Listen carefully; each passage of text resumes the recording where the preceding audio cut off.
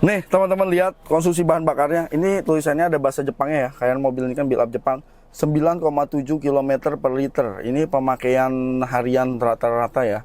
Jadi kondisi campur mau lewat tol mau dalam kota juga mahal-mahal banget. Sekarang Avanza baru aja pajaknya udah 3 juta lebih, 3,5 kurang lebih. Ya tinggal nambahin 2 jutaan lagi udah kayak pajaknya Velfire.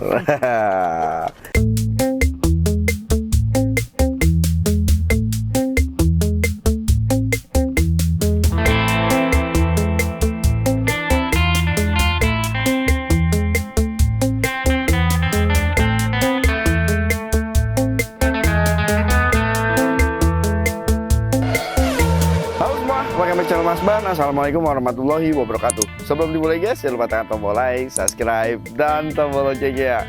Kali ini kita mau bahas mobil. Wih, ini bukan mewah lagi. Tidak ada orang yang tidak mengakui bahwa mobil ini adalah sebuah mobil MPV yang mewah.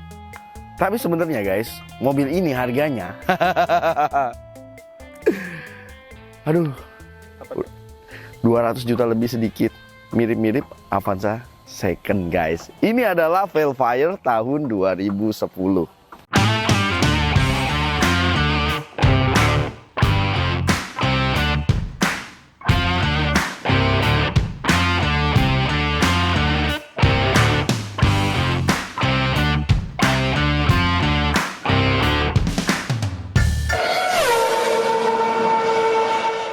Ini adalah Velfire 2010. Tapi sorry guys, belakangan kan memang cuaca itu lagi panas-panasnya. Dan kalau cuaca panas-panas ya kita pengen minum yang sedingin-dinginnya. Jadi dari kemarin gue minum dingin terus ya kan. Sampai setiap ada, lu tahu kan, sekarang kan banyak gerai-gerai ST yang 5 ribuan itu. Nah gue sering melipir, beli, minum gitu. Waduh itu seger banget. Tapi sekarang tenggorokan gue yang kalah. Jadi suara gue agak sedikit serak dikit ya.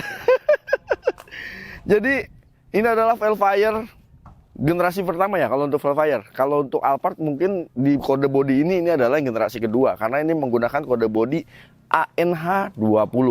Sementara kalau Alphard generasi pertama yang ANH10 itu tidak ada Velfire ya guys. Velfire baru mulai di kode bodi yang ANH20. Setahu Mas Ban, semua Velfire itu yang kode bodi ANH20 ini masuknya melalui importir umum. Kalau Alphard baru ada yang dijual oleh ATPM, setahu Mas Ban. Tapi kalau teman-teman Mas Ban salah, teman-teman bisa tambahin di kolom komentar.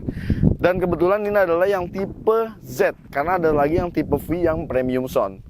Tapi kalau kita lihat dari depan, untuk Alphard maupun Velfire itu sebenarnya mobil mewah semua ya, MPV mewah, mobil keluarga mewah yang bisa melambangkan bahwa wih pakai Alphard ya. Sekarang udah jadi kaya ya. Pinjam dulu 100. Secara body memang sama tapi secara muka dia memang berbeda. Jadi setahu Mas Man dia mukanya mulai dari sini ke depan beda. Dari kap mesin, lampu, grill, bumper, dia memang berbeda dibandingkan Alphard. Dan yang menariknya ya, lampu Velfire itu memang khas banget menggunakan lampu 2 tumpuk ya. Kalau lampu utamanya dia udah proji ada di sebelah bawah, dan untuk lampu jauhnya dia ada di sebelah atas. Dan untuk lampunya ini dia masih menggunakan bohlam, maklum tahun 2010. Ini kalau nggak salah facelift itu di 2011 atau 2012. Kalau ini kan yang memang yang pertama kali keluar dan belum facelift. Tapi lampu ini menginspirasi banyak mobil guys. Lo lihat kan, belakangan banyak kayak MPV yang boxy ya kan. Lampunya dibagi 2 begini. Bahkan sampai Avanza, yang Avanza model kemarin tuh, yang sebelum model sekarang yang masih rear wheel drive, yang edisi terakhirnya juga lampunya dipaksa gitu. Dibagi 2 gini biar kayak Velfire. Untuk bagian bumper ya, bumpernya memang tetap terlihat sporty. Jadi menurut gua memang ini adalah versi sportinya dari Alphard. Kalau Alphard itu memang kesannya itu kan kayak lebih dewasa gitu ya kan. Tapi untuk yang generasi kedua ini, jujur secara desain gue lebih suka ngelihat desainnya Velfire dibandingkan dengan Alphard. Tapi kalau yang udah NH30 yang generasi barong gitu ya, yang kalau sekarang kan udah ANH40. Nah, itu gue lebih suka ngelihat desainnya Alphard. Kalau Velfire jadi kayak gimana ya, kayak terlalu maksain bahwa dia akan terlihat sporty. Karena ini adalah yang audioless, maka ini bisa dibilang mini fitur. Karena di dalamnya itu masuk ke Indonesia itu nggak ada audionya, jadi dia nggak ada kameranya.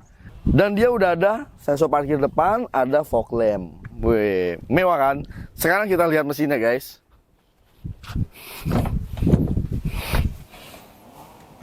Wih.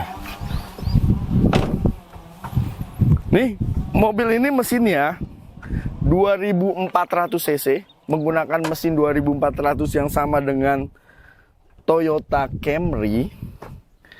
Jadi harusnya sih teman-teman gak usah khawatir sama ketersediaan spare part dan harga spare partnya. Karena yang Mas Ban tahu juga untuk harga spare partnya dari pengguna Alphard atau Velfire itu masih so-so ya. Masih tidak begitu menakutkan dan masih ya nggak, tetap mewah walaupun dengan harga spare part yang sebenarnya nggak mahal-mahal juga. Bisa dibilang spare part ini terjangkau dan banyak. 168 horsepower untuk tenaganya. Jadi ini lumayan besar tenaganya untuk membawa bodinya yang memang yang berat. Tapi jangan salah guys, ini sebenarnya mobil nggak boros-boros banget kalau kondisinya sehat. Kalau tadi kita lihat MID, itu di MID itu konsumsi bahan bakar itu sekitar 9,7 km per liter. Itu udah pemakaian gabungan harian lah ya. Dengan mesin 2400 dengan bodi sebesar ini menurut gue sih itu irit. Untuk Velfire ini dia menggunakan transmisi CVT. Jadi sama juga kayak Alphard. Alphard yang untuk NH20 yang generasi kedua juga bertransmisi CVT. Jadi pada saat mengganti oli transmisinya hati-hati teman. Jangan sampai salah ganti oli transmisi otomatis biasa. Karena ini udah CVT jadi ganti olinya juga CVT. Layaknya mobil-mobil Toyota pada umumnya, nggak rewel, jarang bermasalah. Selama kita rawat dengan benar, ya kan, diganti olinya dengan rutin, insya Allah sih aman. Ya walaupun memang untuk CVT itu nggak sebadak transmisi otomatis biasa. Kalau Alphard yang generasi pertama, yang ANH10, itu Mas Ban banyak mendengar bahwa memang transmisi otomatisnya itu dia badak banget, jarang rusak. Tapi kalau transmisi CVT ANH20 ini, kalau rusak juga nggak mahal-mahal banget. Kita pernah juga ngobrol ke beberapa teman-teman yang sering main beginian. Itu kalau kerusakannya Mas Ban paling mahal nggak nyampe 10 juta lah ya. Kalaupun 10 juta, 10 juta lebih sedikit, itu udah jos lagi transmisinya. Kita lihat dari samping, widih. Memang wibawanya Velfire gitu ya. Wibawanya Alphard nggak ada duanya guys. Ini kan kompetitornya kalau di Indonesia gitu ya. Selain Velfire, Alphard paling Elgrand ya. Selain Elgrand, Honda itu, aduh, Honda Ellison kalau menurut gua Honda Ellison itu bukan kompetitornya Alphard karena bentuk bodi dan dimensinya itu beda jauh. Kalau Honda Ellison itu lebih cocok jadi kompetitornya Previa. Mungkin teman-teman tahu Previa, Estima, Tarago, ya itu mobil yang sama dengan nama-nama yang berbeda. Jadi dari depan, dari samping, dari belakang, waduh, mobil ini memang kelihatan mewah banget guys. Untuk velg ini velgnya menggunakan velg ring 18 untuk yang Z audioless. Kalau yang tipe V itu velgnya menggunakan velg ring 17.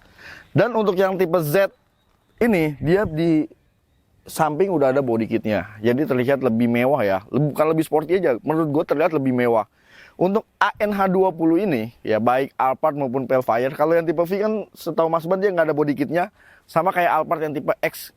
Itu kelihatannya kayak kuru gitu ya, kayak kurang berisi. Jadi kayaknya dia lebih terlihat wibawa gitu loh kalau dia ada body kit sampingnya guys. Untuk pengereman depan belakang dia sudah rem cakram.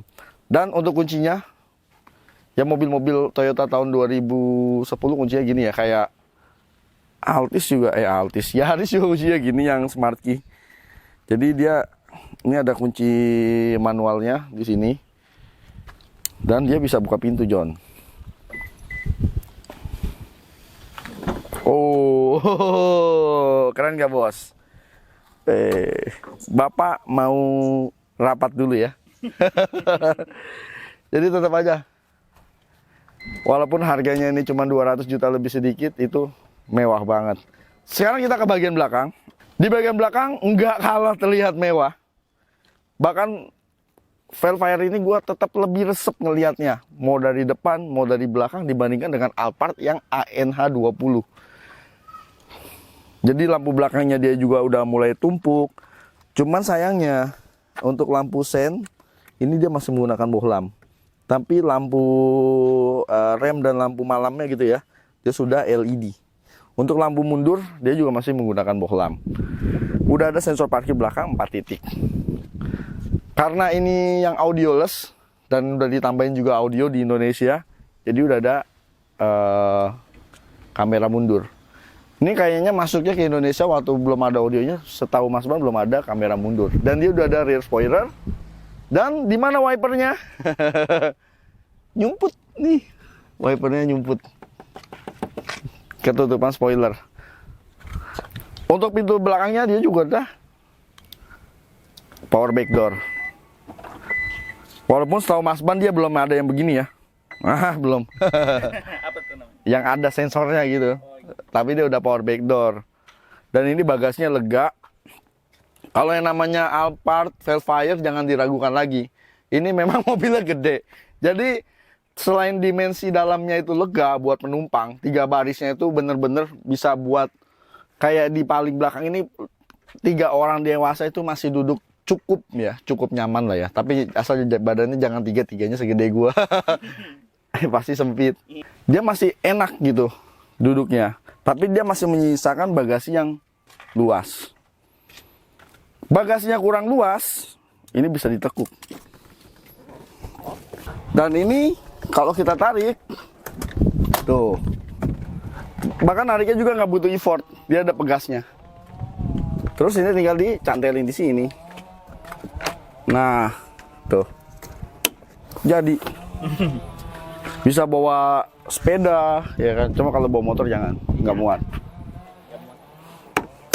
Tapi ada syaratnya guys, ya kan? Karena ini kan ada relnya nih kalau teman-teman lihat.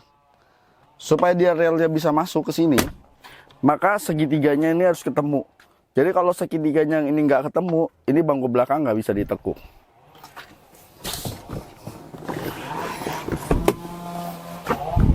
Oke. Sekarang kita ke bagian oh, balik lagi dia. Kaget gua. Dia ada jam protectionnya guys. Cuma tadi kena kepala sakit juga deh gitu, nggak langsung balik lagi. Kurang asem. Yuk kita ke bagian interiornya. Oke. Kita lihat interiornya. Mobil mewah nih, ya nggak?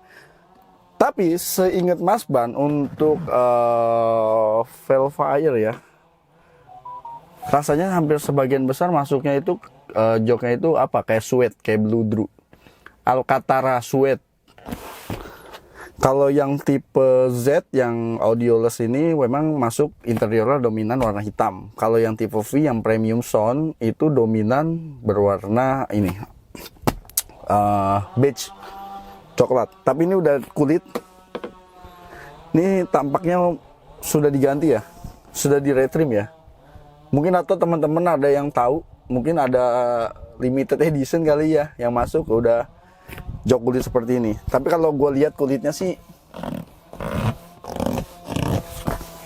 kayaknya sih retrim.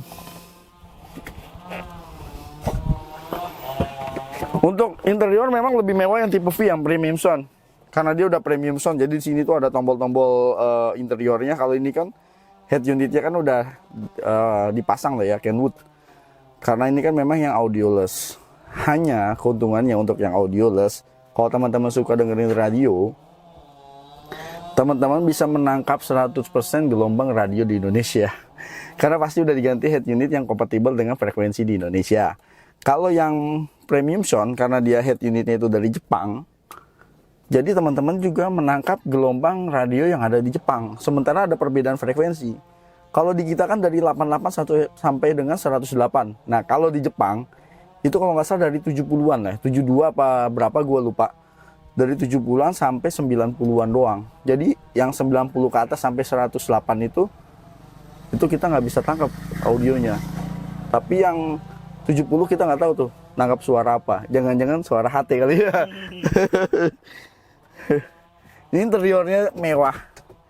Mewah banget kalau kita lihat pengaturan setirnya. Dia udah teleskopik dan tilt steering juga. Oke. Hanya kelemahannya satu, untuk Velfire yang 2008 sampai 2011 yang generasi awal itu adalah di bagian material dashboard. Ini sebenarnya material dashboardnya ini soft touch material. Jadi memang kesan mewahnya itu melekat banget. Hanya saja karena iklim di Indonesia kan mungkin lebih panas ya dibanding di Jepang. Jadi ini agak-agak lengket biasanya di sini. Jadi mirip-mirip BMW. BMW juga kayak F30 kan ada beberapa material yang kalau kena panas lama-lama lengket. Memang mobil ini tuh nggak bisa kena jemur gitu ya. Kalau bisa memang kalau parkir itu di garasi. Terus juga kalaupun memang kepaksa parkir nggak di garasi, beli ini nih. Penutup kaca yang aluminium foil. Jadi panasnya itu nggak langsung kena bagian material ini. Jadi ya paling nggak sedikit lebih awet gitu. Karena di bagian sini juga ini pecah nih. Sudah mulai ada bagian yang pecah. Dia lengket dan pecah. Ya memang sih sekarang sih kalau kerusakan kayak gini udah ada yang bisa benerin. Cuman biayanya Mas Ban juga kurang tahu. Ya katanya sih biayanya sih sekitar juta lah ya. Mungkin 1 juta atau 2 juta. Tapi ada teman-teman ada yang tahu bisa tambahin di kolom komentar. Untuk yang tipe Z Audioless ini, kalau di luar emang kelihatan lebih sporty, tapi di dalam memang lebih standar banget. Bahkan untuk pengaturan joknya ini semuanya masih manual, ya. Semuanya masih manual, nggak ada elektrik-elektriknya. Kalau yang tipe V itu, seingat Mas Ban dia elektrik. Bahkan ada yang tersedia memory seatnya sampai 3 di sebelah sini nih tombolnya. Kalau yang ini nggak ada, ini polos aja, nggak usah lu sorot. Orang kagak ada apa-apa. Sekarang kita hidupin, guys. Oke. Wih, suaranya halus. Untuk pengaturan AC dia triple zone. Ini kanan kiri bisa di set di temperatur yang berbeda ya, antara kanan dan kiri. Terus juga untuk rear, AC rear itu juga bisa di set di suhu yang berbeda dari yang ada di depan. Terus di sini ada asbak. Bukan asbak, ini tempat recehan ya. Gue kira asbak. Dia tempat recehan aja nih. Sini ada laci. Tau nggak yang paling menarik dari mobil ini? Apa? Ini mobil mewah banget. Harganya juga nggak mahal. Sekitar 200 juta lebih sedikit. Ini cuma 200 juta lebih sedikit. Serius di bawah 250 juta harganya. Karena ini dijual juga kalau teman-teman ada yang minat. Pajaknya tau nggak berapa? Cuman 5.900.000. Widih. Gila. Gue pikir tuh pajaknya tuh mendekati 10 juta gitu ya. Ternyata pajaknya juga nggak mahal-mahal banget. Sekarang Avanza baru aja pajaknya udah 3 juta lebih. 3,5 kurang lebih. Ya tinggal nambahin 2 jutaan lagi. Udah kayak pajaknya Velfire. Simple aja ya. Kalau yang Audioless pengaturannya simple, cuma ada pengaturan AC. Kalau head unit ya tinggal teman-teman ganti-ganti aja head unitnya sesuai dengan apa? Sesuai dengan selera. Kalau gua mendingan ini dicopot, ganti lagi yang tipe floating itu yang Android. Lebih keren lagi. Terus di sini udah ada sunroof sama kayak Alphard ya. Dia sunroofnya yang di depan itu nggak bisa dibuka, cuma bisa tilt doang. Jadi cuma bisa diangkat doang sedikit kayak gini doang. Kayaknya buat buat ventilasi udara aja. Jadi semuanya juga pengaturannya masih manual. Terus untuk pengaturan pintu dia ada di atas. Ini kayak mau buka pintu kanan, buka pintu kiri, buka pintu bagasi, bahkan untuk buka sunroof. Tombolnya ada di sini semua. Di samping itu nanti di belakang juga dia ada tombol lagi. Kali ini cuma tombol kayak nyalain lampu. Ini ada tempat kacamata. Nih teman-teman lihat konsumsi bahan bakarnya. Ini tulisannya ada bahasa Jepangnya ya. Kayak mobil ini kan build up Jepang. 9,7 km per liter. Ini pemakaian harian rata-rata ya.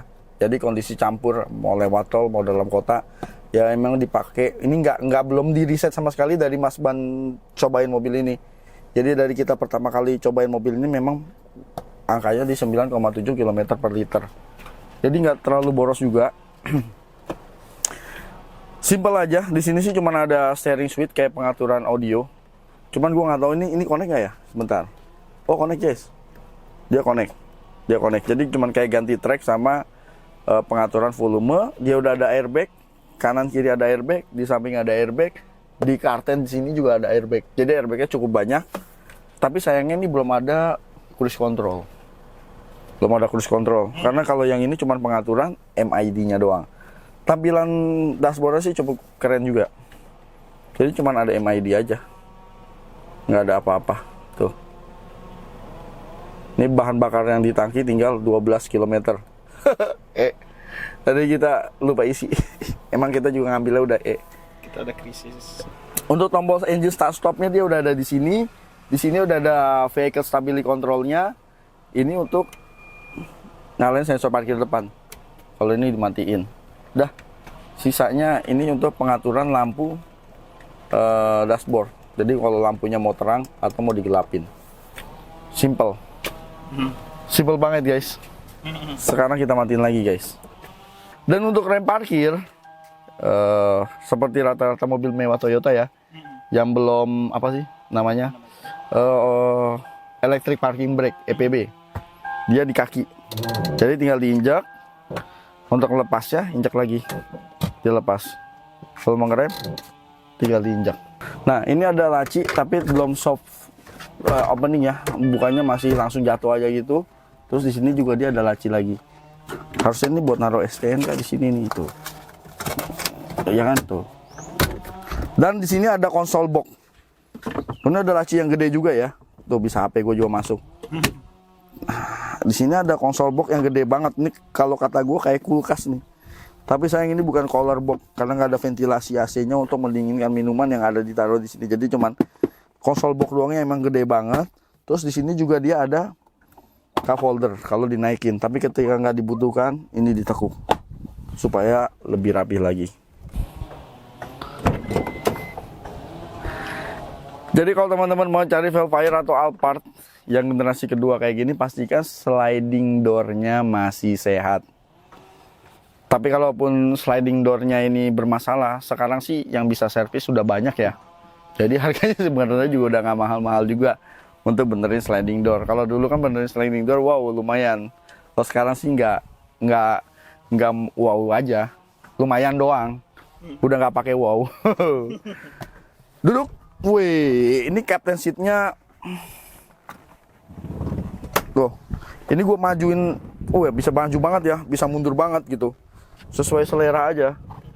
Tapi ini mundur segini dengan selega ini pun di belakang itu masih lega guys. Di belakang itu lega banget. Terus dia ada sandaran kakinya kayak gini nih.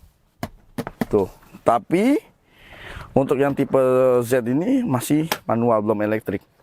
Tapi kalau mau pasang sandaran kaki mending dimundurin sekalian, terus ini dinaikin. Oh, jadi nyaman banget. Ya, kebangetan sih kalau mobil ini nggak nyaman. Ini kan dulu barunya lumayan. Namanya juga mobil mewah. Udah ada captain seat-nya, terus di sini ada meja, ada cup holder. Tapi kalau kita nggak butuhin ini bisa ditekuk juga. Ntar, mana tekukannya? Oh, di sini tuh. Ini untuk pengaturan AC-nya nih. Oke. Tuh, mode on. Tuh, temperatur mau diatur di suhu berapa. Ini untuk pengaturan AC-nya. Terus untuk sunroof, ini ada tombolnya untuk buka sunroof. Wih. Jadi gue bisa kayak gini nih.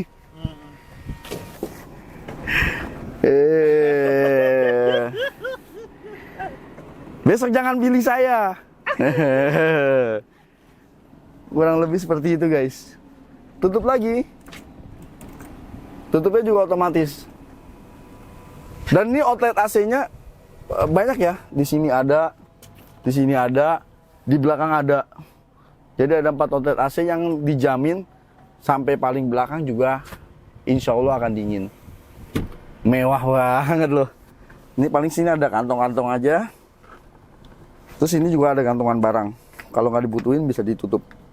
Maksimal 4 kilo. Kurang lebih seperti ini guys. Sekarang kita coba duduk di bangku baris ketiga ya.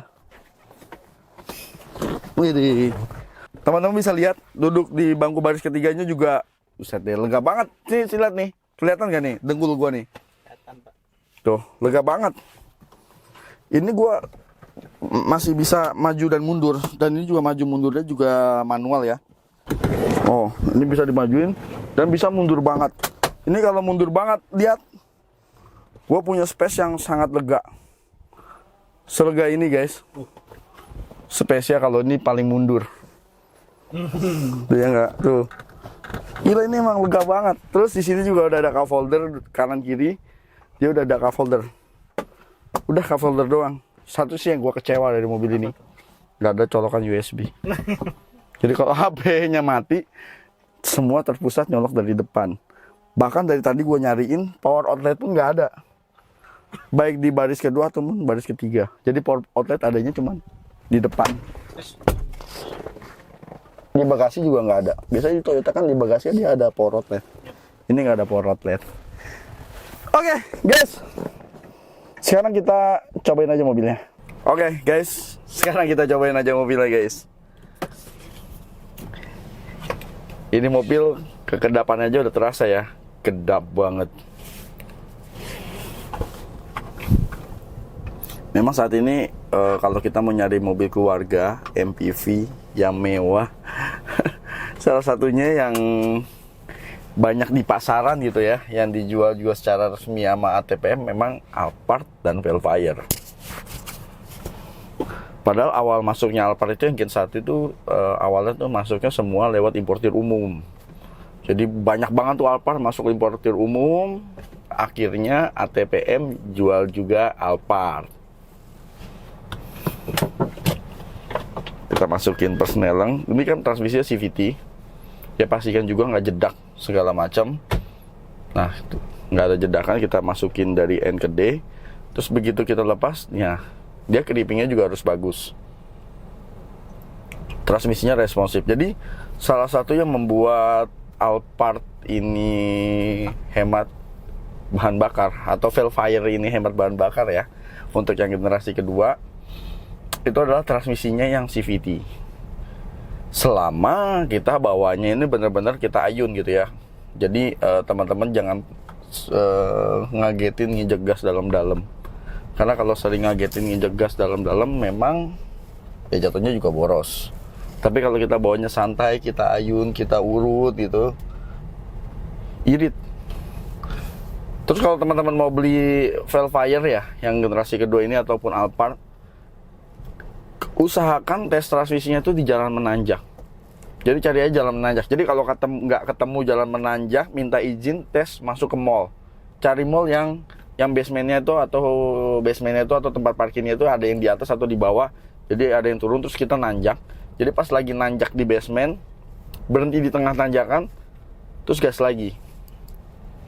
Dia harus naiknya dengan lembut ya. Jangan ada gedeg-gedeg, ada gedeg-gedeg atau ada sesuatu. Itu sudah mulai gejala dari CVT-nya. Ini di depan ini jalanan nih rusak ya, dan bantingan sih menurut Mas Ban sih oke. Karena memang mobil ini itu nyaman banget ya.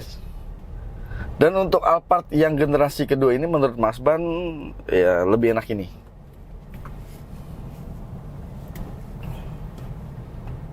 Tapi balik lagi ya, namanya mobil besar gini, terus dia juga punya bantingan suspensi yang bisa dibilang lembut. Kalau teman-teman ngebut, bukannya nggak bisa ngebut, nih mobil ini juga bisa ngebut. Agak limbung ya. Jadi jangan kaget aja, agak limbung. Jadi kalau bisa sih, ya bawanya sih normal-normal aja di 100 gitu, jangan lebih. Karena kalau mobil udah limbung nanti handlingnya juga kita kan ngeri juga. Itu handlingnya pasti lebih sulit. Nah ini kayak di sini kan nih ada gajulukan tuh. Matikannya tuh enak banget. Ini kalau digeber juga dia lumayan responsif guys, menurut Mas Ban. Coba bayangin mobil segede gini harga cuma 200 juta lebih sedikit. Itu udah kayak harga barunya LCGC ya. LCGC aja sekarang udah hampir 180. Tambah sedikit dapat Alphard loh, bayangin loh. Dari kasta terendahnya MPV itu kan di LCGC. Ini bisa jadi di kasta ya, salah satu kasta tertingginya MPV-nya Toyota. Bahkan Avanza aja sekarang harganya itu udah range-nya itu di atas 250-an untuk yang tipe E. Yang tipe G itu udah di 270-280, kalau Veloz udah 300. Tuh kalau teman-teman punya budget Veloz yang 300, itu bisa dapat Velfire yang tahunnya lebih muda. Mungkin bisa dapat di tahun 2012 lah. Ini kan tahun 2010. Jadi kalau 2012 udah dapat yang sudah facelift, sudah penyegaran. Ya memang nggak bisa dibohongin lagi, emang overall mobil ini enak banget guys. Lihat nih, di luar itu banyak mobil, teman-teman bisa lihat ya kan, mobil motor ini senyap banget, bantingannya enak, kekedapannya senyap. Dan kalau pakai mobil ini, wih, ini kalau nggak Mas Ban ceritain harganya cuma 200 juta lebih sedikit, nggak ada yang percaya kali guys. Kalau mobil ini cuma 200 juta. Jadi kalau tetangga ya kan, ya tetangga ada yang songong-songong gitu ya kan, baru pakai Innova, lu parkirin aja mobilnya depan rumah ini. Secara kasta beda bos, ya enggak? Teman-teman pakai Innova Reborn sekalipun, secara kasta pakai Velfire beda bos, pakai Alphard beda. Kastanya tetap beda. Jadi yang namanya mewah itu nggak harus mahal, selama kita bisa mensiasatinya. Kayak ini kita mau dapat mobil mewah yang nggak mahal, cari aja Velfire atau Alphard Second. 2010 menurut Mas Ban belum terlalu tua juga.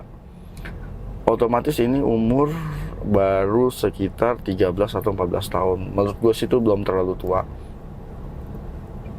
Selama kita dapat mobil yang sehat, ya kan, maticnya sehat, mesinnya sehat,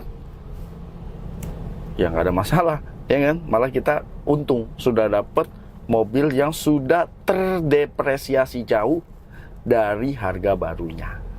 Ini kita nggak usah tes ngebut jauh ke tol, karena nggak usah diceritain lagi. Emang mobil ini kalau ngebut itu di tol, wah nyaman deh. Jadi kayak bumpy-bumpynya jalan tol kan nggak, sebenarnya nggak rata-rata juga kan, dia ada bumpy-bumpynya. Itu meredam bumpynya itu dewasa guys. Jadi penumpang itu terasa nyaman. Jadi walaupun mobil ini cc-nya cuma 2400, menurut Ban itu udah cukup ya. Tenaga yang dihasilkan dari mesinnya itu sekitar 168 PS, itu sudah cukup untuk menopang bodi mobil yang sebesar ini. Jadi mobil ini nggak terasa underpower juga. Nah itu jalanan rusak tuh, bantingannya tuh enak. Nah ini konblok juga nih depan nih. Nih tuh, ini jalanan nih kita udah di konblok. Nggak terasa underpower juga pada saat kita jalanan datar kayak gini ya. Terus kalau kecuali pada saat ketemu tanjakan-tanjakan yang curam aja. Tapi sih ya wajar lah ya, kita bawa mobil-mobil yang 1500 cc juga kalau ketemu tanjakan curam ya kayaknya tenaga ya masih butuh gitu, masih kurang. Ya tapi sih menurut Mas Ban sih udah worth it. Tapi kalau teman-teman mau tenaga yang lebih, mungkin teman-teman bisa cari Alphard gitu ya, yang V6 tuh yang 3500 cc, yang tenaganya lebih besar, powernya juga lebih besar. Tapi jangan tanyain konsumsi bahan bakarnya. Konsumsi bahan bakarnya itu lebih irit loh kalau mobilnya jarang dipakai.